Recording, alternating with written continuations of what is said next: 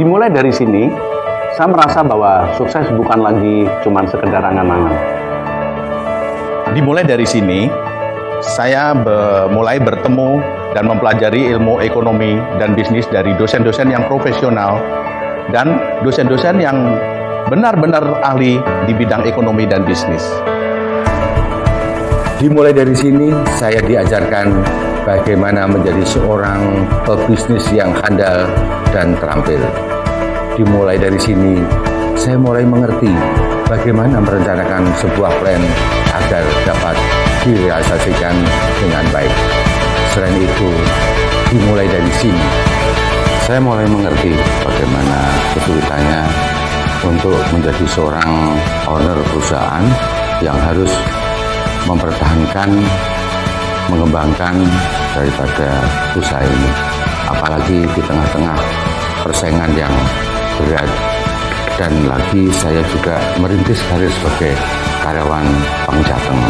Jadi dalam situasi ini saya harus berusaha dua-duanya, karir yang sukses dan usaha yang sukses pula. Sukses bagi saya sih adalah apa yang kita inginkan, apa yang kita cita-citakan bisa tercapai. Tidak mudah sih memang kalau mengingat banyak hal yang telah saya lalui baik suka maupun duka. Kadang teringat sih masa-masa kuliah saat bagaimana saya berjuang hingga menjadi seperti sekarang ini. Peningkatan skill dan kompetensi diasah melalui pelatihan-pelatihan dan praktikum-praktikum di kampus yang sangat berguna sekali untuk perkembangan karier saya saat ini. Itu menjadi bekal yang sangat berharga untuk saya bisa menjadi sukses. Kegiatan kemahasiswaan memupuk percaya diri saya sehingga menjadi bekal saya dalam berkarya di dunia kerja. Pendidikan di sini sangat berkualitas, mulai dari dosen, fasilitas pembelajaran, tidak heran akreditasinya bagus. Sukses kami dimulai dari sini. Sukses kami dimulai dari sini. Sukses kami dimulai dari sini.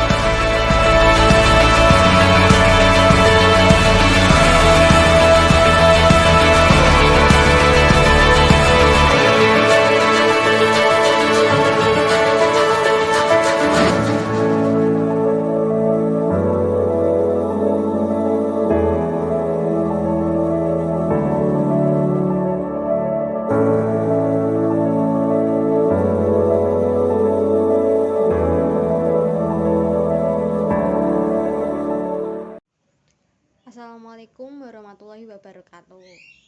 Nama saya Adelia Arya Safira, jurusan akuntansi dengan NIM 1805520194, Universitas Tikubang Unisbank Semarang. Saya akan menjelaskan materi audit investigatif, yaitu tentang interogasi. Saya akan menjelaskan mengenai materi interogasi. Interogasi bersifat menuduh atau accusatory.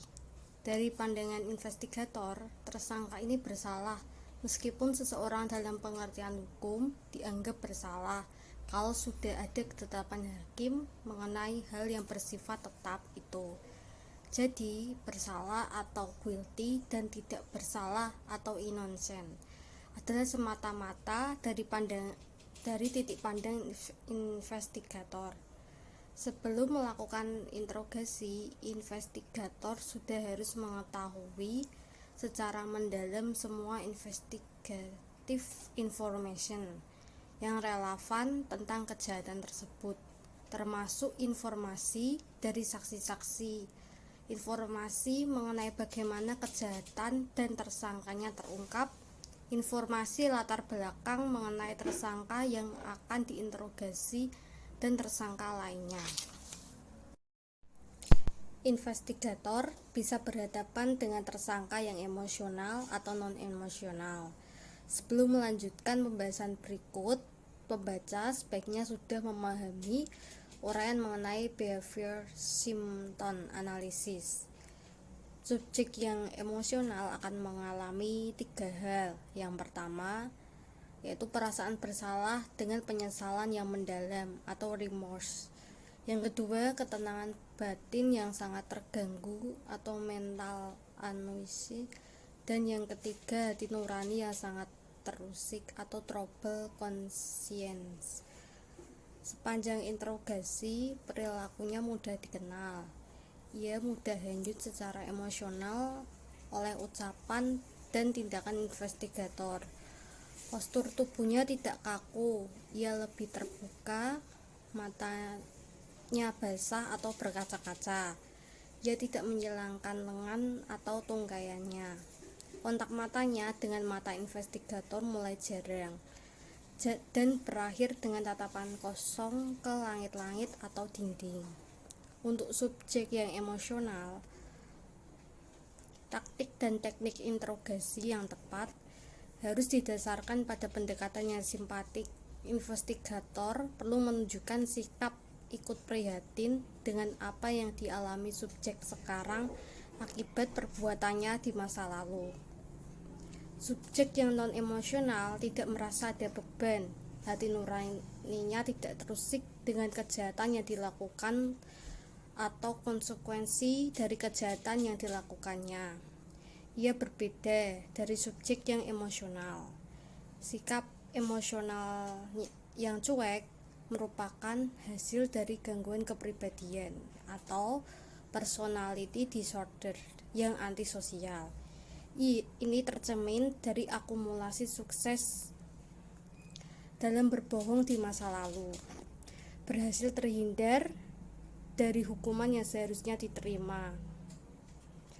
Dalam kejahatan kerah putih atau white collar crime juga ada subjek non-emosional. Motifnya untuk melakukan kejahatan bisa bersifat emosional. Namun ketika menghadapi interogasi, sikapnya dingin, tidak peduli, tidak ada keterkaitan secara emosional. Baginya, interogasi adalah sekedar permainan. Selama interogasi, ia bisa menawarkan pengakuan ala kadarnya. Pengakuan samar-samar asal bisa lolos. Subjek yang emosional membiarkan investigatornya berbicara panjang lebar sampai berbuih-buih. Ia sendiri tidak bergeming. Posturnya tertutup dan defensif. Kata-kata yang keluar dari mulut investigator bagai angin lalu. Ciri yang menonjol dari tersangka yang non-emosional adalah ia kokoh, tidak terbawa arus emosi, tidak termakan oleh kata atau tindak tanduk investigator.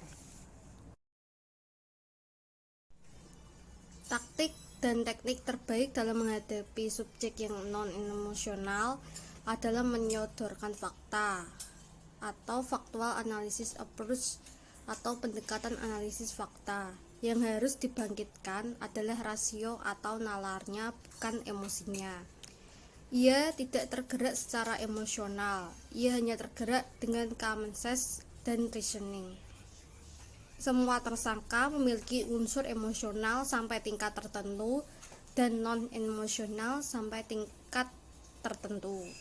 Andai kata dapat dikuantifikasi, ada tersangka dengan perbandingan 80 banding 20 atau 20 banding 80 dan kombinasi-kombinasi lain.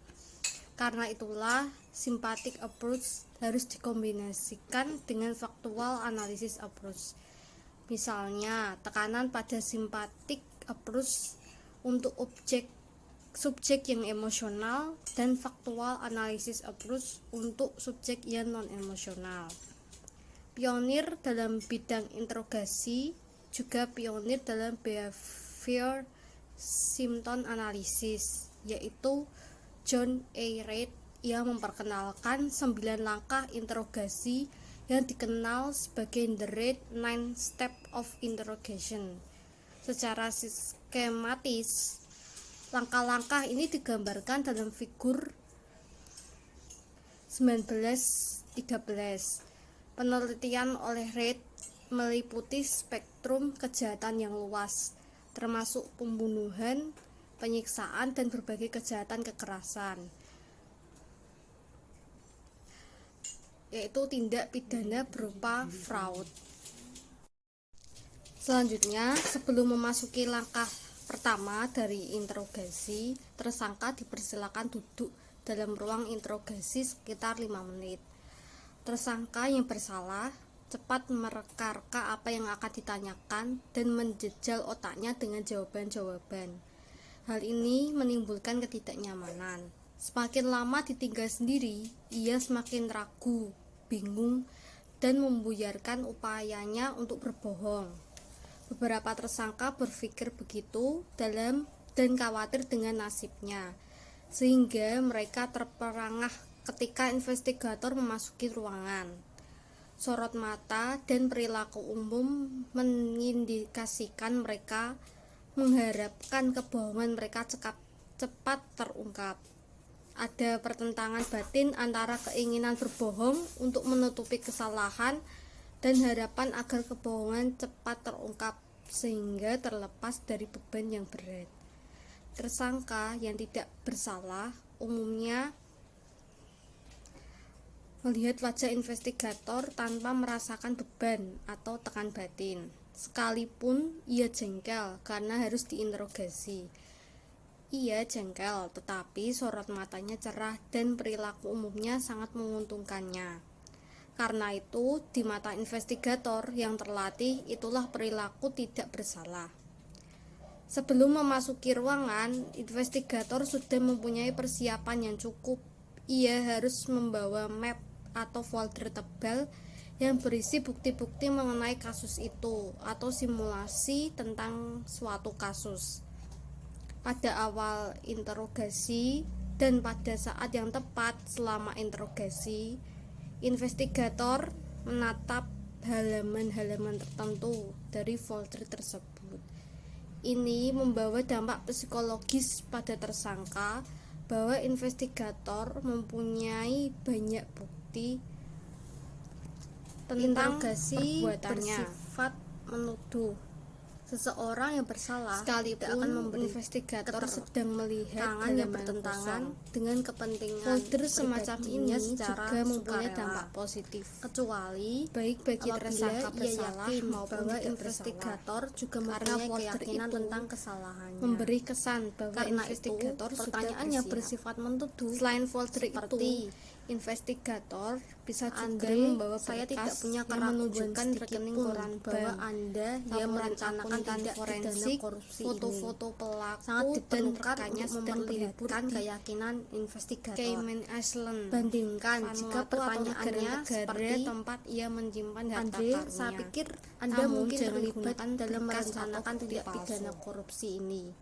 Dengan pertanyaan terakhir ini, yang diinterogasi dengan cepat membaca bahwa ada ketidakpastian di benak si investigator mengenai keterlibatannya dalam merencanakan tindak pidana korupsi. Selanjutnya, yang diinterogasi ini semakin yakin bahwa sikap yang harus diambilnya adalah membantah keterlibatannya.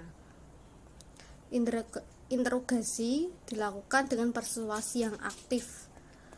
Interogasi dilakukan karena investigator percaya bahwa dalam wawancara sebelumnya yang bersifat non-accusatory, orang itu telah berbohong. Kalau interogasi dilakukan dengan cara bertanya dan bertanya terus, sangat tidak mungkin investigator akan mendapat keterangan yang berisi kebenaran. Untuk membujuknya menceritakan kebenaran, investigator menggunakan taktik membuat pertanyaan dan bukan mengajukan pertanyaan. Taktik ini akan mendominasi seluruh interogasi sebelum seseorang mengaku bersalah. Pertama, ia harus bersedia mendengar pernyataan-pernyataan yang dibuat investigator. Selanjutnya, tujuan interogasi adalah mengetahui yang sebenarnya. Artinya, apa yang sebenarnya terjadi, siapa sebenarnya melakukan, berapa jumlah atau nilai fraud yang sebenarnya, dan seterusnya. Ada persepsi bahwa tujuan interogasi adalah mendapatkan pengakuan bersalah. atau confession ini termasuk hal yang keliru. Contohnya, seseorang sedang sial. Ia dikira berbohong dalam wawancara sebelumnya.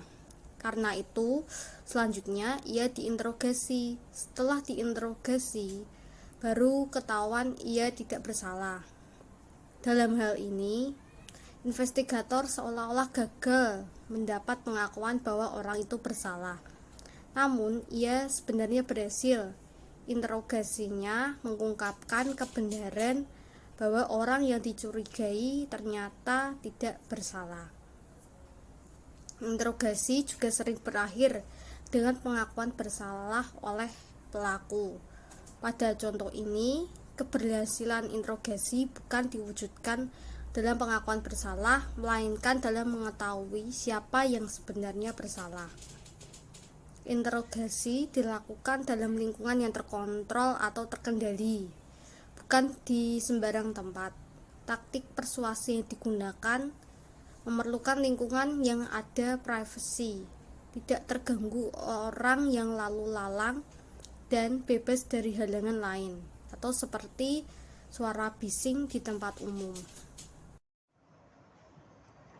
Interogasi hanya dilakukan sesudah investigator mempunyai keyakinan yang memadai mengenai salahnya seseorang.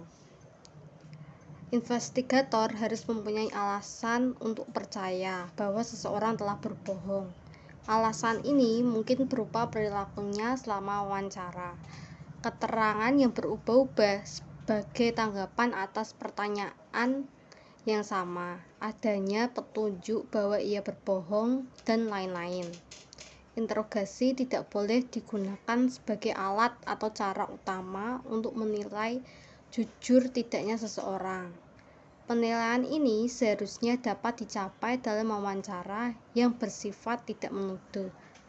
Investigator tidak boleh membuat catatan sampai sesudah tertuduh menceritakan yang sebenarnya dan ketetapan hati untuk tidak berpingsut dari posisi itu. Membuat catatan terlalu dini akan mengingatkan tertuduh bahwa keterangannya akan merugikan dirinya. Bahkan, para pakar menyarankan bahwa bukan saja catatan dibuat sesudah tertuduh sepenuhnya mengakui apa yang sebenarnya terjadi. Pengakuan itu juga harus disaksikan investigator lain. Barulah setelah ada pengakuan yang disaksikan investigator lain, investigator mendokumentasikan pengakuan tersebut dan segala perincian dari pengakuannya.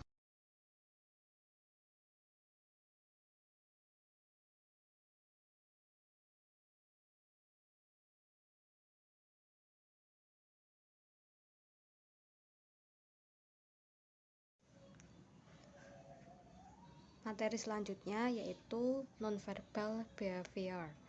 Makna ucapan ini seperti diperkuat dan dimodifikasi oleh bahasa tubuh oleh nonverbal behavior atau isyarat-isyarat nonverbal.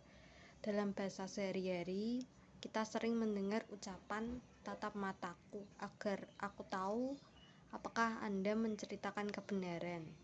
Banyak penelitian sosial menunjukkan bahwa 70% dari pesan-pesan yang dikirimkan dalam komunikasi antar manusia terjadi pada tingkat nonverbal. Statistik itu tentunya tidak berarti bahwa interpretasi perilaku nonverbal lebih akurat dari kedua perilaku lainnya. Statistik itu hanya mencerminkan betapa besarnya pesan yang disampaikan melalui gerak tubuh. Hal ini diketahui dan dimanfaatkan para pelawak yang menggunakan bahasa tubuh mereka untuk mengundang gelak ketawa penonton. Di sisi lain, perilaku nonverbal cukup rumit untuk dievaluasi, sering menimbulkan interpretasi yang keliru, dan evaluasinya harus dilakukan dalam konteks isi atau substansi verbal yang disampaikan pembicara atau subjek. Perilaku nonverbal yang akan dibahas ini ada 4. Yang pertama yaitu postur, yang kedua gerak tangan, yang ketiga gerak kaki, dan yang keempat mimik muka dan mata. Yang pertama yaitu postur. Kita mulai dengan mengevaluasi sikap atau postur. Postur atau sikap ketika diwawancara mengungkapkan keterlibatan emosionalnya, rasa percaya diri, minat, pikiran melayang kemana, atau cuek habis-habisan. Subjek yang jujur mempertahankan keterlibatan emosional, minat, dan percaya diri yang tinggi dalam menyampaikan pernyataannya. Postur tubuh tegak searah dengan investigator, sehingga ia siap berdialog secara langsung. Ketika membuat pernyataan-pernyataan penting, ia mencondongkan tubuhnya ke arah investigator, seperti ia ingin menggarisbawahi apa yang dikatakannya. Kalaupun ia menyilangkan kaki dan meletakkan satu tungkai di atas tungkai yang lainnya, hal ini dilakukannya dengan santai dan nyaman. Dalam wawancara 45 menit, ia mengubah-ubah posisi dan perubahan postur dilakukan secara kasual. Bisa membayangkan seperti perilaku anak-anak yang asyik menonton kartun kesayangannya. Lalu, mempelajari nonverbal behavior sebaiknya melalui rekaman gambar dan suara dari wawancara sesungguhnya. Cara ini tidak dapat disajikan dalam buku berupaya menjelaskan perilaku nonverbal dari subjek yang jujur tanpa gerak dan suara. Selanjutnya, subjek yang berbohong terlihat dari gerak lamban, seakan tidak berjiwa, terjerambab dalam kursinya. Istilah bahasa Inggrisnya adalah slouch. Meskipun berada di ruangan wawancara, ia terkesan berada di tempat lain yang jauh di sana dan tampak tidak berminat dengan wawancara. Batang tubuhnya menjauhi investigator. Hal serupa dicapainya dengan menggeser kursinya menjauhi kursi investigator. Bentuk lain dari sikap menjauh adalah menyilangkan lengan di depan dada atau menyembunyikan kaki di bawah kursi. Gerakan menyilangkan lengan di depan dada atau tungkai di atas tungkai dilakukan dengan ketat, seolah-olah menjaga sesuatu yang tidak boleh terlepas dari dekapannya. Seolah-olah ada tembok penghalang atau barir yang ingin dipasangnya antara dia dan investigator. Perilaku nonverbal yang paling mengungkapkan subjek berbohong adalah kemampuannya mempertahankan postur tadi selama wawancara berlangsung statis, tidak berubah. Yang kedua, yaitu ada gerak tangan atau gestur. Sebagai tanggapan atas pertanyaan investigator, subjek dapat melakukan 3 jenis gerak tangan. Yang pertama, subjek tetap tidak melibatkan dirinya, tidak ada gerak tangan sama sekali. Ini merupakan tanda bahwa ia tidak mempunyai percaya diri terhadap jawaban yang sudah tahu akan diberikannya, atau ia memandang pertanyaan-pertanyaan itu tidak penting. Lalu yang kedua, tangan menjauh dari tubuh seperti orang berpidato atau guru yang sedang mengajar. Gerak tangan seperti ini disebut perilaku menjelaskan atau illustrating behavior. Yang ketiga, tangan mengarah pada bagian tubuh. Gerak tangan ini disebut perilaku menyesuaikan atau adaptor behavior. Ilustrasi behavior lebih sering ditujukan oleh subjek yang jujur. Ketika subjek jujur menceritakan pengalamannya yang berhubungan dengan kegiatan fisik, investigator akan melihat atau bisa memperkirakan akan adanya gerak tangan ini. Contoh seperti ini. Gerak tangan ini kita saksikan ketika seseorang menceritakan bagaimana pelaku menyodorkan amplop berisi uang sogokan dan ia menolaknya. Selain itu, seorang wanita yang menceritakan bagaimana ia diperkosa atau sopir taksi yang menceritakan bagaimana ia menyerahkan uangnya di bawah todongan. Ada lagi gerak tangan yang dalam bahasa Inggris disebut handshake dengan gerak tangan ini, subjek ingin mengatakan aku tidak tahu, aku nggak peduli. Handshake ini bisa dibarengi dengan mengangkat bahu. Handshake bisa memperkuat apa yang diucapkan subjek. Sebaliknya, shake bisa merupakan kontradiksi atau berlawanan dengan ucapan subjek. Adaptor behavior dapat dibagi dalam kategori yaitu grooming gesture atau gerak mempersolek atau merapikan diri. Lalu ada personal gesture yaitu gerak yang bersifat pribadi, dan protective gestures atau gerak melindungi atau berlindung, atau supporting gesture yaitu gerak yang mendukung atau menopang. Contoh grooming gesture: menyisir atau membetulkan letak rambut, menggosok-gosok atau mengebas-ngebas baju dan celana seperti akan membuang kotoran, pasir atau debu, mengambil sesuatu dari lengan baju, memeriksa kuku, merapikan dasi atau kaos kaki, dan lain-lain. Gerakan-gerakan ini sendiri tidak mempunyai makna atau relevansi. Maknanya baru ada kalau dikaitkan dengan verbal responnya, dengan apa yang diucapkannya. Para pelawak memanfaatkan gerak ini ketika mereka mengucapkan sesuatu sembari melintir kumis palsu, membentukkan dasi dan gerak lain. Kemudian gerak dan ucapan menimbulkan bayangkan adegan lawak di mana karyawan ketahuan menggosipkan atasannya. Kemudian ia membetulkan baju, kaos kaki, atau celananya. Personal gesture disebut personal karena ini gerakan lazimnya berkaitan dengan pemenuhan kebutuhan pribadi, seperti menggaruk tangan, daun telinga, lubang telinga, dan lain-lain. Namun, kali ini tanpa ada rasa gatal. Orang yang menggosok-gosok tangan biasanya karena rasa dingin, tapi kali ini tidak ada kebutuhan akan hal itu. Contoh lain, mengetok meja, seolah-olah mengikuti irama lagu. Gerakan mengetuk, seperti sedang memetik gitar, dan lain-lain. Timing dari gerakan ini menandakan bahwa subjek tidak nyaman dengan pertanyaan si investigator. Dalam protective supporting gesture, tangan mengarah atau membuat kontak dengan muka. Misalnya, tangan diletakkan di pipi untuk mendukung atau menopang kepala. Gerak ini mencerminkan keterlepasan emosional subjek dari apa yang sedang berlangsung. Bayangkan penonton TV mendengar komentar sepak bola saat istirahat yang dianggapnya tidak bermutu, padahal ia sudah tidak sabar menantikan pertandingan babak keduanya. Gestur ini wajar-wajar saja, misalnya di tengah-tengah wawancara ketika tingkat pembicaraan sudah memasuki wilayah aman.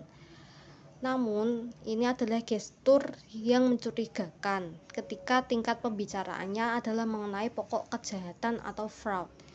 Subjek yang berbohong menggunakan protective gesture seperti menutup mulut dan menjawab pertanyaan melalui celah-celah jari jemarinya.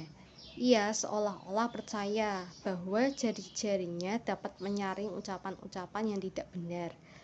Subjek yang berbohong menghindari tatap mata. Dalam protective gesture, ia berpura-pura atau menggosok-gosok matanya atau mengusap-usap alis matanya secara tidak sadar. Yang ketiga yaitu gerak kaki. Ketika subjek menyilangkan satu tungkayannya pada yang lain, ia mungkin menghentakkan satu kakinya ke tanah. Kalau hal ini sering dilakukannya, ini merupakan tanda kecemasan. Ini tidak usah berarti bahwa subjek berbohong. Namun, perubahan dalam hentakan kaki, misalnya dalam hal memulai atau mengakhiri gerakan secara mendadak, seiring dengan jawaban atau suatu pertanyaan, bisa merupakan indikasi subjek sedang berbohong. Ini berlangsung 1 atau 2 detik, kemudian ia kembali ke gerak kaki yang normal. Gerak kaki juga bisa mengubah postur duduk si subjek dengan menempatkan kaki dan mendorong punggung ke sandaran kursi. Bisa juga disertai kursi berpijak pada dua kaki belakangnya. Ini adalah sikap yang menunjukkan subjek berbohong, sikap yang dilakukannya sesaat sebelum atau selama menjawab suatu pertanyaan. Yang keempat yaitu mimik muka dan kontak mata. Berbagai ekspresi atau mimik muka disebabkan oleh subjek yang khawatir bahwa kebohongannya akan terungkap. Ketidakpastian apakah ia akan berhasil menutupi kebohongannya atau mungkin kesadarannya bahwa kebohongannya sudah terungkap sehingga ia siap mengakui kesalahannya. Kenyataan bahwa ekspresi mukanya berubah sebenarnya sudah merupakan indikasi bahwa subjek berbohong. Sebaliknya, tidak adanya perubahan mengindikasi subjek itu jujur.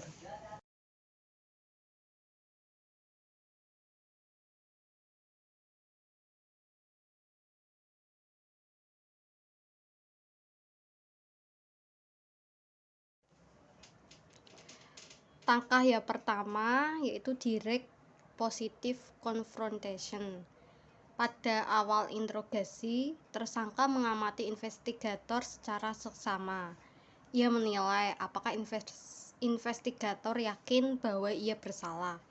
Jika ia mendapat kesan sekecil apapun bahwa investigator tidak yakin akan kesalahannya, ia tidak akan mengaku. Tanpa keraguan sedikit pun, investigator menembakkan sangkaannya secara langsung atau direct. Investigator mengkonfrontasi tersangka secara tegas atau positive confrontation. Sebaiknya dalam posisi berdiri, misalnya dengan pembukaan investigasi kami akan menunjukkan bahwa andalan yang melakukan. Perhatikan investigator mengawali interogasinya dengan pernyataan yang mengesankan. Ia yakin seyakin-yakinnya bahwa tersangka bersalah. Setelah itu, investigator berkata, "Saya ingin duduk bersama Anda dalam menyelesaikan masalah ini." Investigator berhenti sejenak, menempatkan folder dan berkas lain jauh dari tersangka, menarik kursinya sekitar 1 meter dari kursi tersangka dan duduk. Kegiatan investigator ini akan menciptakan suatu keheningan yang disengaja yang disebut behavioral pause.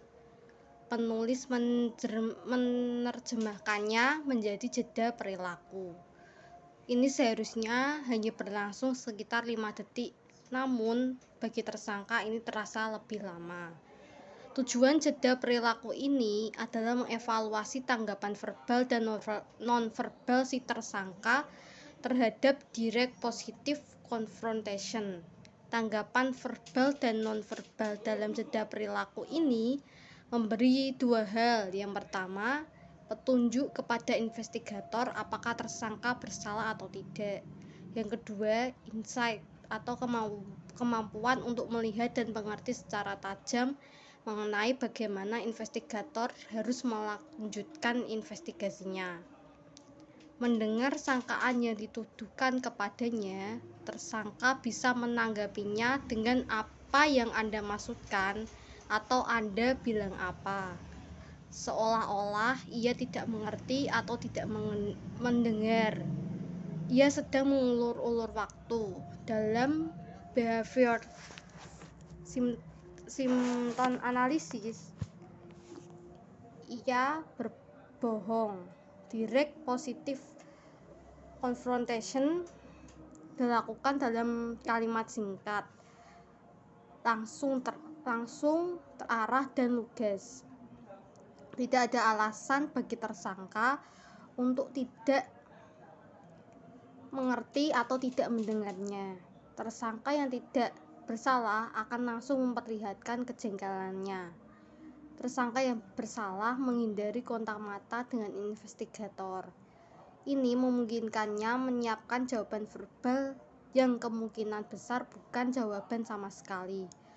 Pada tahap ini, tersangka menunjukkan tanda-tanda bersalah, seperti mengubah postur, menyilangkan tungkai, menyingkat baju atau celana dengan jari seolah-olah ingin membuang kotoran, duduk terjerembab di kursi, atau bersandar jauh ke belakang seolah-olah berusaha menjauhi investigator.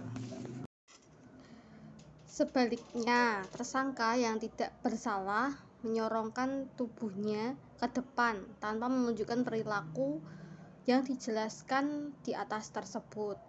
Mukanya merah, matanya tertuju ke mata investigator. Ia mungkin mengucapkan kata-kata yang menunjukkan ia sedang marah tanpa tedeng aling-aling. Tidak ada yang membentuk kekesalannya atas tuduhan yang didengarnya. Ada tersangka yang sama sekali kaget dan tidak bisa percaya tentang apa yang didengarnya, dan sejenak menggeleng-gelengkan kepala menunjukkan ketidakpercayaannya. Selanjutnya, ia diikuti dengan sanggahan yang tulus, spontan, bahkan tegas dan bertubi-tubi tanpa melepas kontak mata. Tersangka yang tidak bersalah akan tersinggung berat dengan tuduhan yang dialamatkan kepadanya dan berupaya keras menghentikan tuduhan itu. Tersangka yang bersalah biasanya bersifat pasif. Tatapan matanya memelas, jawabannya nyaris tidak terdengar, atau ia menanyakan sesuatu dengan penuh keraguan dan tidak jelas. Untuk menghindari terbongkarnya kedok, tersangka yang bersalah mendramatisasi gerak-gerik fisik, menggerakkan kepala ke depan dan ke belakang, menyisir atau bahkan mengacak rambutnya untuk memberi kesan putus asa. Ini juga taktiknya untuk menghindari kontak mata. Ia mungkin juga berbicara keras atau berteriak untuk mengintimidasi investigator untuk mengakhiri interogasi. Investigator tidak boleh terkecoh dengan taktik ini. Tersangka yang bersalah tidak akan menyerah dan langsung mengakui kesalahannya.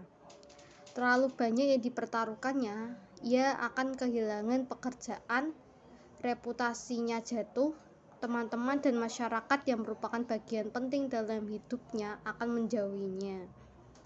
Investigator harus menyediakan pintu keluar, suatu sarana yang baginya memberi kesan bahwa ini cara terbaik untuk mengakui perbuatannya. Selanjutnya, investigator harus berhati-hati untuk tidak menjanjikan keringanan hukum sebagai ganti dari pengakuannya. Praktik keliru yang kita lihat dalam kehidupan sehari-hari ketika penyidik menawarkan, "Ayo ngaku, nanti kamu dibebaskan. Kalau tidak, kau dijebloskan ke penjara 5 tahun." Bukan saja praktik semacam ini salah dari segi hukum, atau investigator tidak mempunyai hak menawarkan keringanan hukum. Praktik ini dapat diartikan sebagai penjebakan, tetapi juga menurunkan kredibilitasnya. Investigator memberi kesan ia sudah putus asa. Segera sesudah direct positive confirmation, investigator membuat transition statement atau pernyataan peralihan. Berikut terdapat beberapa contoh pernyataan yang memanfaatkan. Yang pertama, aspek-aspek positif yang ada pada tersangka. Ia mungkin seorang pemimpin dalam masyarakatnya, seorang guru besar di perguruan tinggi, ayah atau ibu yang baik dan dikasihi putra-putrinya. Dalam hal ini, investigator bisa mengatakan, "Anda adalah seorang yang terhormat dan saya menghargai hal ini. Saya bisa menyampaikan laporan kepada atasan saya sebagaimana adanya. Namun, saya lebih suka memberi kesempatan kepada Anda untuk memberi masukan. Kalau tidak, saya sudah memutuskan untuk mengakhiri percakapan ini." Contoh yang kedua, yaitu berikan satu jawaban saja. Subjek sebelumnya sudah memberikan pembenaran atau justification atas perbuatannya.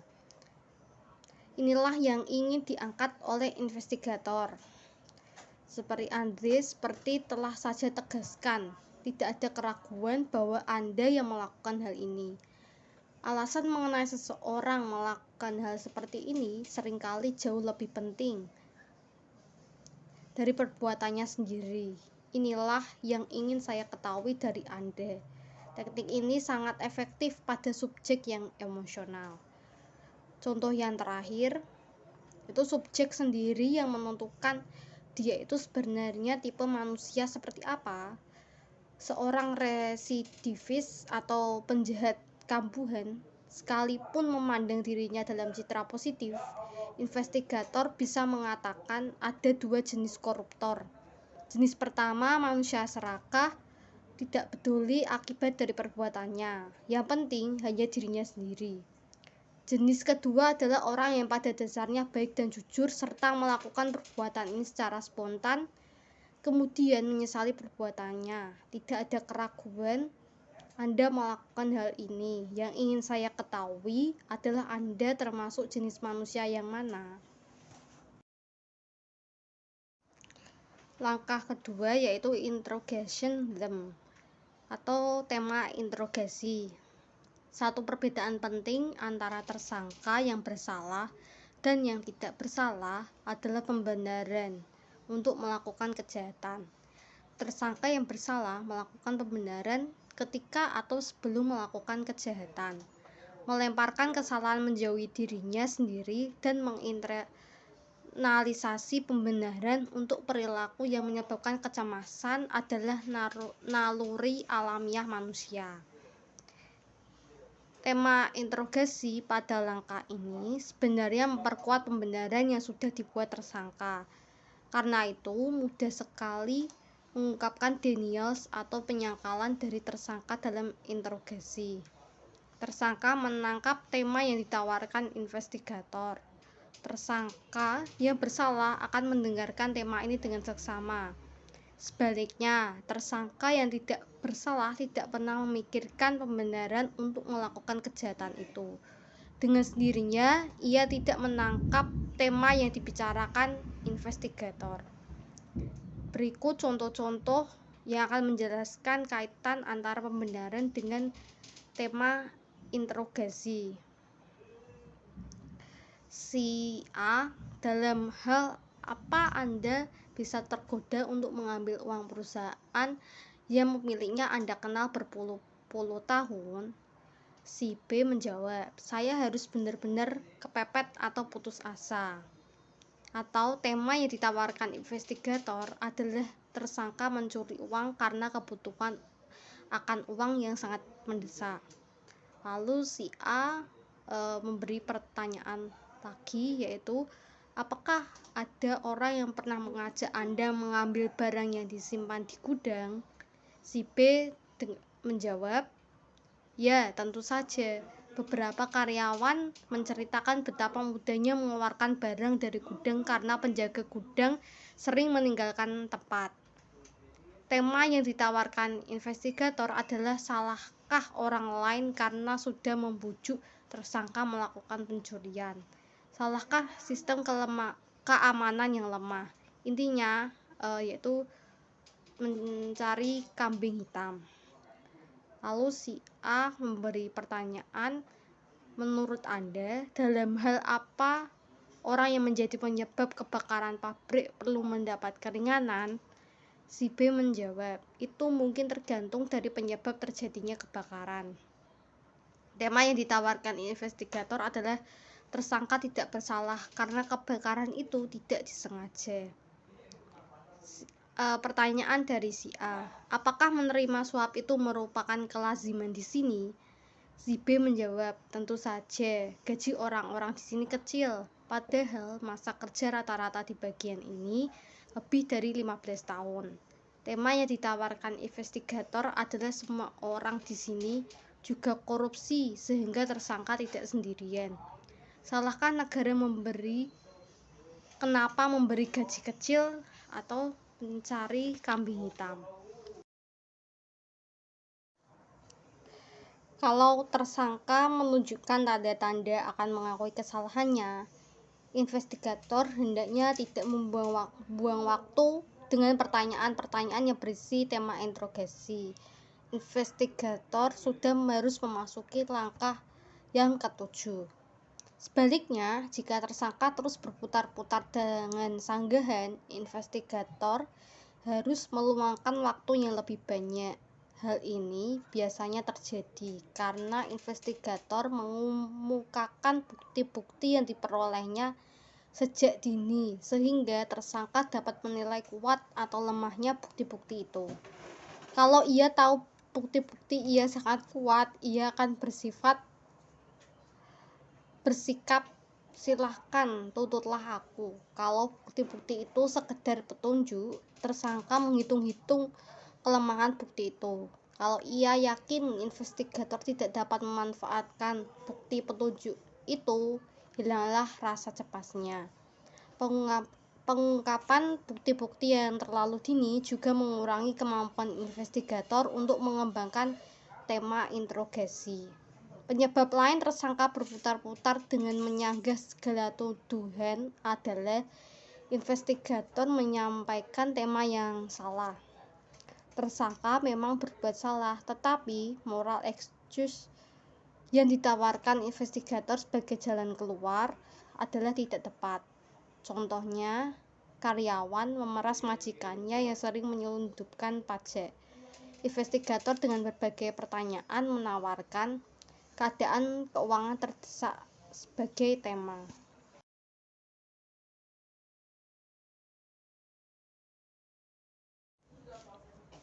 Langkah yang ketiga yaitu handling denials. Bagi investigator, tidak mudah mendapatkan pengakuan dari tersangka. Tersangka yang bersalah dan yang tidak bersalah akan memberikan penyangkalan atau denials. Penyangkalan dapat dilakukan secara verbal seperti aku tidak melakukannya, atau dalam bentuk nonverbal seperti menggelengkan kepala. Subjek yang menyangkal sebagai tanggapan atas tuduhan. Penyangkalan pada dasarnya adalah pernyataan bahwa tuduhan itu palsu, tidak benar, keliru, salah alamat, dan seterusnya. Tahap penyangkalan merupakan tahap yang sangat menentukan. Kalau penyangkalan tidak ditangani dengan keahlian dan pengalaman, seluruh langkah berikutnya akan sia-sia. Ketika dua anak memperebutkan mainan dan mainan itu rusak, anak yang mempunyai mainan mengatakan, "Kau merusak mainanku." Kemudian dijawab, "Tidak, kau yang merusakkannya sendiri." Perbantahan ini terus berlangsung tanpa perubahan susunan kata, sampai salah satu pihak berhenti karena letih atau sebab lain. Secara teoritis, anak yang bicara terakhir adalah pemenangnya. Namun sesungguhnya tidak ada pemenang. Hal ini serupa terjadi pada kasus tindak pidana.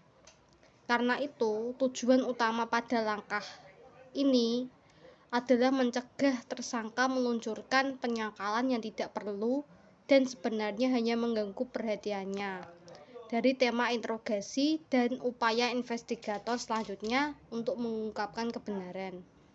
Kemudian ada satu kenyataan hidup yang merupakan bagian alamiah manusia, yaitu semakin sering tersangka yang bersalah memberikan penyangkalan, semakin berkurang kemungkinannya ia akan menyatakan kebenarannya. Kenyataan ini sebenarnya bukan saja penting untuk langkah ini dan selanjutnya, tapi juga langkah-langkah sebelumnya. Seorang tersangka yang menyangkal berbuat kejahatan dan menceritakan penyangkalan kepada anak, istri, teman, saudara, atau orang lain akan sulit untuk menceritakan kebenaran ketimbang tersangka yang belum pernah menyangkal perbuatannya. Investigator sudah bisa mengantisipasi tersangka akan menyangkal setelah mendengar direct positive confrontation pada langkah yang pertama. Ia sudah mendengar hal semacam itu entah dari pengacaranya atau temannya. Tersangka yang memberikan penyangkalan yang lemah mengindikasikan ia bersalah.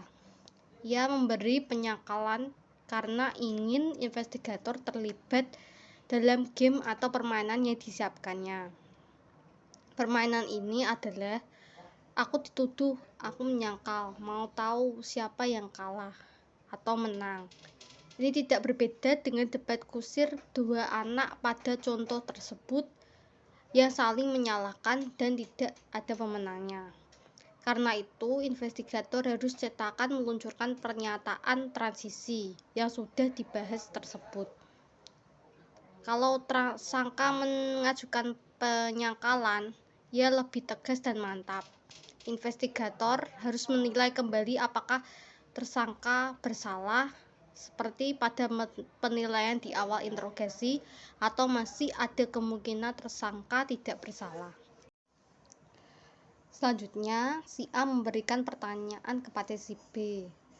Semua berkas hasil investigasi ini ada dalam file ini. Tidak ada keraguan bagi kami bahwa Andalah yang menghapus bukuan piutang itu, kemudian menagih jumlah piutang kepada para debitur.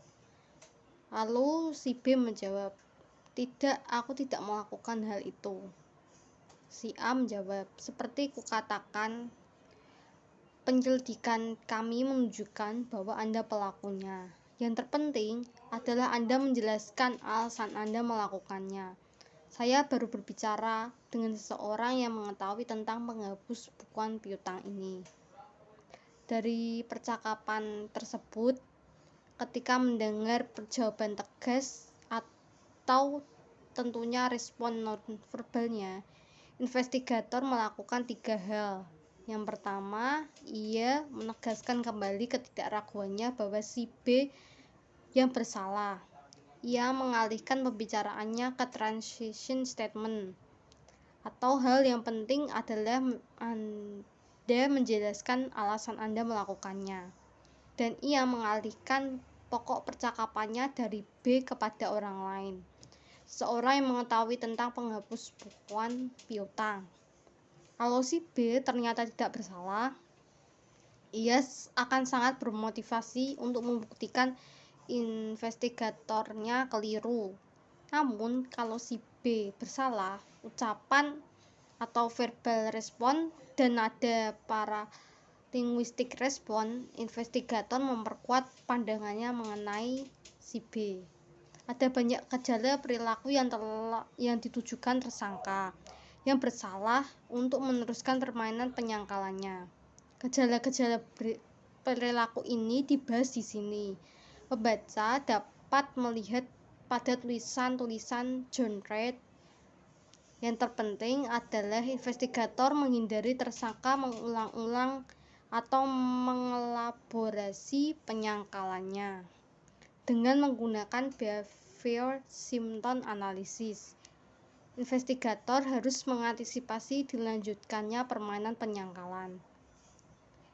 Investigator dapat melakukan secara verbal dan nonverbal. Dapat mengatakan, "B, dengarlah, apa yang kukatakan sangat penting." Kemudian, investigator menyampaikan langkah yang selanjutnya, yaitu langkah keempat atau overcoming objection. Dalam langkah ini, investigator berupaya mengatasi benteng pertahanan kedua dari si tersangka. Benteng pertahanan pertamanya adalah penyangkalan. Benteng pertahanan keduanya adalah keberatan. Tersangka yang melihat kesia-siaan dalam upaya menyangkal akan mengubah taktiknya dengan mengajukan keberatan. Dengan perubahan taktik ini, tersangka mengharapkan dapat mengambil alih kendali percakapan sehingga melemahkan keyakinan investigator bahwa ia memang bersalah. Perubahan taktik ini umumnya berupa pengajuan alasan tuduhan yang dikemukakan investigator itu salah. Namun, tersangka belum memberikan bukti-bukti bahwa ia tidak bersalah. Tersangka tetap mengajukannya dengan harapan akan memperkuat penyangkalannya. Pernyataan-pernyataan tersangka seperti ini disebut objection atau keberatan. Misalnya, dalam pembobolan bank, tersangka akan mengatakan, "Tidak mungkin aku melakukannya, aku tidak punya pistol." Dengan mengajukan keberatan ini, tersangka berharap investigator akan membahas masalah pistol sehingga ia dapat mengurangi kecemasannya melalui debat verbal yang mungkin akan dimenangkannya.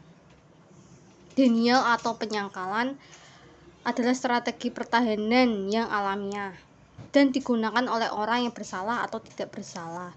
Sementara itu, objection atau keberatan adalah strategi menyerang. Strategi menyerang ini hampir selalu hanya digunakan oleh tersangka yang bersalah. Proses interogasi pada langkah ini memanfaatkan keberatan-keberatan yang diajukan tersangka untuk meyakinkan menceritakan yang sebenarnya. Keberatan yang diajukan tersangka dirumuskannya dalam bentuk alasan ekonomi, agama, jabatan, atau moral mengapa ia tidak akan melakukan apa yang disangkakan kepadanya. Ketika tersangka mengubah strategi atau dari denial bersifat defensif ke objection yang bersifat ofensif, investigator memenangkan langkah yang ketiga. Kemenangan ini janganlah dijadikan bekal untuk meneruskannya teknik di langkah 3. Kalau investigator dalam langkah 3 berupaya mencegah tersangka melancarkan denial, investigator dalam langkah ini justru memanfaatkan dan mendalami objection ini dalam dialognya. Langkah yang ini terdiri atas yang pertama mengenali keberatan, yang kedua menghargai keberatan, dan yang ketiga membalikkan keberatan. Yang pertama mengenali keberatan. Keberatan terkadang dapat dikenali dengan mudah. Misalnya dalam kasus fraud yang melibatkan petugas atau pejabat bank, investigator akan sering mendengar, simpanan saya di bank banyak sekali. Mengapa saya harus melakukan hal itu? Atau kalau mau saya tinggal minta saja sama papi. Seolah-olah orang miskin yang melakukan fraud atau melakukan fraud di bank. Tersangka juga dapat menggunakan kalimat pengantar seperti "tak mungkin aku melakukan hal itu" atau "bagaimana mungkin aku melakukan hal itu". Investigator harus mendengarkan dengan cermat dan mengenali pernyataan yang merupakan keberatan dengan tepat. Cara menanganinya juga seperti dijelaskan di atas, berbeda dari cara menangani penyangkalan.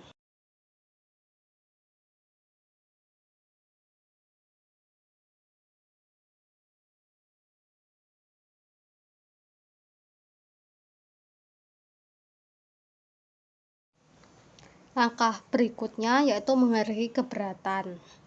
Istilah menghargai keberatan bermakna investigator tidak menolak keberatan yang diajukan tersangka. Ia bahkan menghargai tersangka yang justru menyampaikan keberatan. Investigator tidak boleh membantahnya. Investigator harus bersikap seolah-olah ia memang sedang menunggu-nunggu tersangka mengajukan keberatan. Tidak boleh ada kesan investigator terusik atau tersinggung ketika tersangka menyampaikan keberatan. Lalu langkah yang ketiga yaitu mengembalikan keberatan. Dialog tersebut seharusnya tidak terjadi. Investigator harus memanfaatkan keberatan yang diajukan tersangka, kemudian membalikkan keberatan itu dan kembali ke tema interogasi. Itulah sebabnya istilah yang dipakai sebelumnya adalah rewarding the objection. Investigator memberi hadiah atau reward kepada tersangka. Ia justru mendorong tersangka mengemukakan keberatan karena keberatan itu merupakan pintu kembali ke tema. Langkah yang kelima yaitu keeping the suspect attention. Seperti dikatakan tadi, tersangka umumnya tidak akan tinggal diam dan santai. Ia ingin mendominasi percakapan atau mencegah kendali dan mengatur dialog. Ia menyangkal pada langkah ketiga atau mengajukan keberatan pada langkah keempat. Apabila investigator berhasil menghentikan penyangkalannya dan membalikkan keberatan tersangka, maka tinggal satu strategi lagi yang bisa digunakan tersangka. Tersangka dapat meninggalkan ruang interogasi atau secara psikologis menutup diri dan mengabaikan semua tema yang diajukan investigator. Kita mungkin pernah mengalami situasi seperti ini. Sebagai mahasiswa, kita bosan mendengar kuliah atau sebagai peserta seminar. Kita lelah mendengar uraian pembicara. Pikiran kita melayang-layang entah kemana. Kita menarik diri dari kuliah atau presentasi penceramah. Hal yang sama kita lakukan saat menghadap pejabat dan ia menceramai kita dengan retorika yang sudah kita dengar berulang kali. Investigator harus pandai mengamati gejala ini, yaitu menunjukkan sikap tersangka yang sudah tenggelam dalam dunianya yang jauh dari investigator. Tersangka sudah kehilangan percaya diri atau ketangguhannya untuk terus mengemukakan ketidakbersalahannya. Ia sudah sampai di suatu titik di mana membicarakan investigator, berbicara apapun. Ia berdiam diri dan investigator menjadi pembicara tunggal. Dialog berubah menjadi monolog. Pikirannya mungkin bergeser pada konsekuensi dari perbuatannya. Bayang-bayang bahwa ia dan keluarganya harus menanggung malu, ia diajukan ke meja hijau. Dan siapa tahu, ia barangkali harus mendekam di penjara. Suara investigator seperti musik di latar belakang, terdengar tetapi tidak didengarkan. Tidak ada kontak mata, ia umumnya akan melihat ke atas atau ke samping, tetapi tidak ke bawah. Tatapannya kosong, tidak berekspresi. Alis, kening, dan mulut seperti dalam rekaman video yang berhenti. Tidak ada perubahan. Postur tubuhnya ke samping, menjauhi investigator. Tangan menyentuh lengan yang lain, dan salah satu lengan menopang dagu. Ia tidak bergerak secara verbal, nonverbal, dan mental. Dalam tahap ini, kedekatan fisik, jarak kursi investigator dan tersangka, serta kontak mata sangat penting. Perilaku verbal dari investigator juga sangat menentukan dalam mempertahankan momentum ini. Investigator harus mendekati tersangka secara hati-hati dan bukan dengan menarik kursi secara mendadak dan menimbulkan bunyi yang keras. Investigator berupaya melibatkan kembali tersangka ke dalam percakapan. Salah satu caranya adalah membuat pertanyaan yang bersifat hipotesis dan membujuk tersangka untuk menjawabnya. Seorang wanita dengan keadaan ekonomi yang jauh dari mapan diduga menggelapkan uang perusahaan. Hal yang sangat positif pada wanita itu adalah ia merupakan seorang ibu yang mengurusi anak-anaknya dengan baik, mendidik mereka dengan penuh kasih sayang dan selalu memberi teladan yang baik. Gambaran mengenai ibunda yang penuh kasih sayang diselang-selingi pertanyaan-pertanyaan hipotesis mengenai keluarga yang sangat menyentuh hatinya.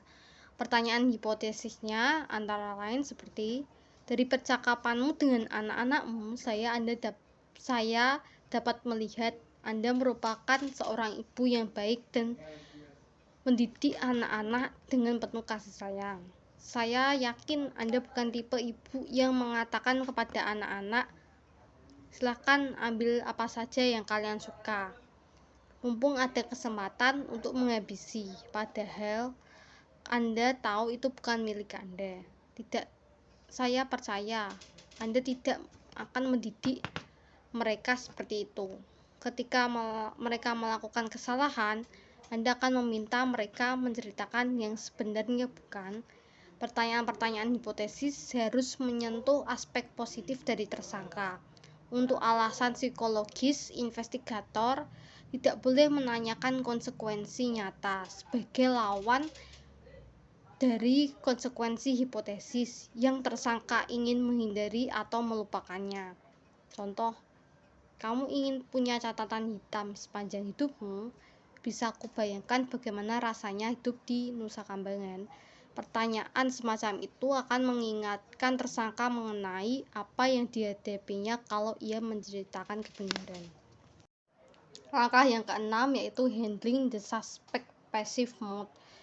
Pada akhir langkah kelima, investigator seharusnya berhasil menjalin hubungan yang baik dengan tersangka. Hubungan yang baik dalam hal ini berarti tersangka percaya investigator jujur. investigator berusaha keras mencari kebenaran. Ia bersedia membantu tersangka untuk mengungkapkan kebenaran. Dalam bahasa Inggris, hubungan ini dinamakan rapport. Pada tahap ini, tersangka menyadari bahwa kebohongannya tidak menghasilkan keinginannya tadi.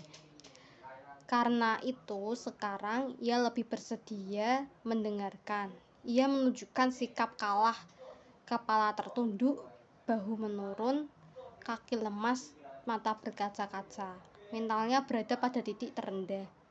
Investigator mulai mengarah pada suatu pokok tertentu dari tema yang dikembangkan. Untuk itu, ia menunjukkan empatinya terhadap tersangka dengan sikap siap membantu. Ketika mengembangkan tema yang sudah dimulai dalam tahap-tahap sebelumnya, ia berusaha menemukan motif. Investigator mengajukan berbagai alasan untuk menjelaskan motif dari perbuatan tersangka sambil mengamati perilaku tersangka untuk menentukan alasan yang diterima dan yang ditolak. Ketika mengulang-ulang kemungkinan penyebab tersangka melakukan perbuatannya, secara simpatik, investigator mengajukan pertanyaan. Investigator dapat mengandaikan dirinya itu ayah atau kakak. Investigator dapat mengajukan tersangka untuk menceritakan kebenaran demi alasan hati nuraninya, untuk meringankan beban perasaan suami, istri, atau keluarganya, atau alasan psikologis, spiritual, atau norma sosial lainnya. Investigator harus mengulangi prosedur di atas sampai ia melihat adanya tanda-tanda resignation. Perubahan mood dari withdrawal ke resignation merupakan indikasi yang sangat penting. Perubahan ini mengisyaratkan adanya penolakan di dalam batin tersangka untuk menceritakan kebenaran. Apabila investigator tidak jeli menangkap tanda-tanda resignation ini, ia kehilangan peluang untuk langkah selanjutnya. Ada 4 tanda-tanda fisik yang menunjukkan resignation. Keempat tanda ini bisa terjadi berbarengan atau terpisah-pisah. Tanda-tanda itu adalah perubahan dalam posisi lengan dan tungkai, sikap nonverbal yang menandakan persetujuan. Tanda yang pertama yaitu perubahan dalam posisi lengan dan tungkai. Pada dasarnya ini adalah perubahan yang menunjukkan tersangka lebih terbuka dan membuka pertahanannya. Sikap bertahan ditujukan dengan menyilangkan tangan ke dada dan menyilangkan satu ke tungkai yang lain. Dalam resignation, tersangka melepas silangan tangan atau kakinya, dan tangan lengan yang tadinya tersilang sekarang berada di sisi tubuhnya. Dalam posisi withdrawal, tersangka menggunakan lengan dan tangannya untuk menopang dagunya. Dalam resignation, ada gerak tangan menjauhi muka atau kepala. Sikap ini juga menandakan tersangka siap untuk membuka diri. Langkah yang kedua yaitu sikap nonverbal yang menandakan persetujuan. Kepala mengangguk-angguk mendengarkan pernyataan berisi tema-tema yang dibuat investigator, menunjukkan secara diam-diam ia setuju dengan perkataan investigator. Ia telah menghayati pesan-pesan itu. Ia menginternalisasikan pesan-pesan itu ke dalam batinnya. Secara psikologis ia siap untuk langkah yang selanjutnya. Yang ketiga, perubahan dalam postur. Mengubah postur khususnya yang ke arah posisi investigator mengarah ke depan atau frontal alignment merupakan pertanda bahwa ia siap menceritakan kebenaran. Perubahan postur dengan kepala tertunduk dan tubuh membungkuk juga menandakan kesiapan ini. Yang keempat yaitu perubahan dalam kontak mata. Tanda-tanda yang sangat bisa dipercaya bahwa tersangka sedang mempertimbangkan untuk menceritakan kebenaran adalah ekspresi wajah, khususnya kontak mata. Kalau dalam kondisi withdrawal, ia melihat langit-langit atau ke samping. Ketika memasuki resignation, matanya menatap ke bawah. Seiring dengan kepala yang tertunduk, perubahan tatap mata menandakan bahwa tersangka dalam feeling mode. Tersangka berada dalam suasana batin yang penuh perasaan. Ia mengalami emosi yang signifikan. Tanda-tanda lain, mata yang basah dan tangan yang menghapus air mata, suara terisak sesekali sampai akan menangis. Ketika tersangka menangis, investigator jangan meninggalkannya. Kalau investigator hilang dari pandangannya, tersangka akan menutup dirinya dan kembali ke tahap penyangkalan. Ketika tersangka menangis, investigator berusaha menghilangkan rasa malu yang bisa dialami tersangka. Menangis adalah pelepasan emosi yang menghilangkan tekanan batin. Ini juga tanda bahwa tersangka sudah menyerah dan memilih untuk mengaku. Terkadang berupa ledakan emosional atau emotional outburst yang membuktikan penyesalan. Bagi tersangka sendiri, ledakan emosional ini mengesankan perasaan bersalah yang dalam. Tersangka wanita menangis sekadar sebagai ulah atau sandiwara belaka sebagai upaya untuk tidak tulus untuk mendapatkan simpati investigator. Tangisan manipulatif ini umumnya terjadi pada awal interogasi dan umumnya di tahap penyangkalan. Ini tidak berbeda dengan permohonan untuk menyangkal yang telah dibahas tadi.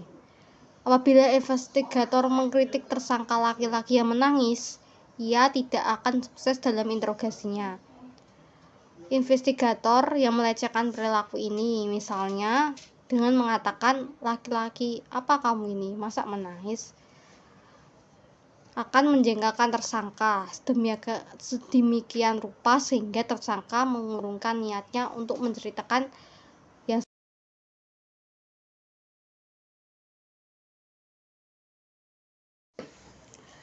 Langkah yang ketujuh yaitu presenting the alternative question. Pertanyaan alternatif pada langkah ini merupakan puncak atau kulminasi dari pengembangan tema interogasi. Pada langkah sebelumnya, langkah ke-6, investigator mengulangi monolog yang simpatik untuk memberikan alasan moral mengapa tersangka melakukan perbuatannya. Ketika tersangka menunjukkan resignation pada langkah ke-6, investigator mempersempit temanya ke unsur utamanya dan memasuki pertanyaan alternatif. Investigator yang berpengalaman di Amerika Serikat rata-rata bisa memperoleh pengakuan dari tersangka sebanyak 80%.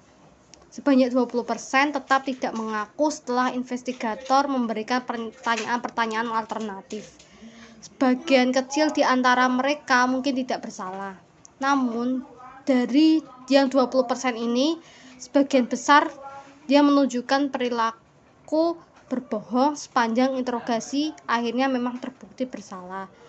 Seorang yang tidak bersalah jangan diharapkan akan memberikan pengakuan sekedar karenanya investigator mengajukan pertanyaan pilihan. Tersangka mengaku karena keinginannya untuk mengaku apapun alasannya. Tersangka yang tidak bersalah akan menolak pilihan apapun dalam pertanyaan pilihan dan akan gigih mempertahankan ketidakbersalahannya.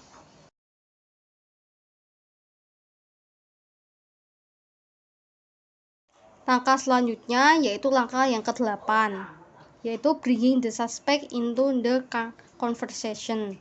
Ketika memilih suatu alternatif dalam pertanyaan alternatif di langkah sebelumnya, langkah ke-7, tersangka sesungguhnya telah mengakui bersalah.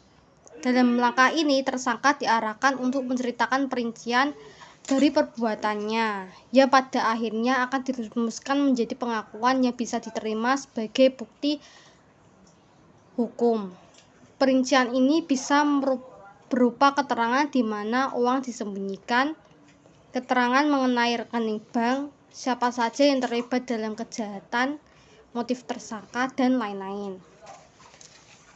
Istilah tersangka diarahkan untuk menceritakan perincian dari perbuatannya. Tidakkah berarti bahwa investigator menyodorkan skenario dan tersangka tinggal mengiyakan? Melalui pertanyaan-pertanyaan investigator, Tersangka menjelaskan seluruh perbuatannya dengan perincian mengenai apa, bagaimana, siapa, kapan, dan lain-lain. Pada awal langkah ke-8, hanya seorang investigator berada dalam ruang interogasi. Kehadiran orang lain membuat tersangka segan mengakui perbuatannya, apalagi memberikan perinciannya. Ketika investigator ini puas dengan pengakuan lisan dan perincian dari pengakuan lisan, investigator meminta investigator lain menyaksikan pengakuan lisan tersangka. Kalau ada investigator kedua yang menyaksikan pengakuan lisan, maka tersangka umumnya tidak akan menolak memberikan pengakuan tertulis dalam langkah selanjutnya. Ia menyadari sudah memberi pengakuan di hadapan dua orang. Mengapa ia sekarang harus menolak memberi pengakuan tertulis? Seandainya ia menolak memberi pengakuan tertulis, ada dua orang investigator yang dapat memberi kesaksian.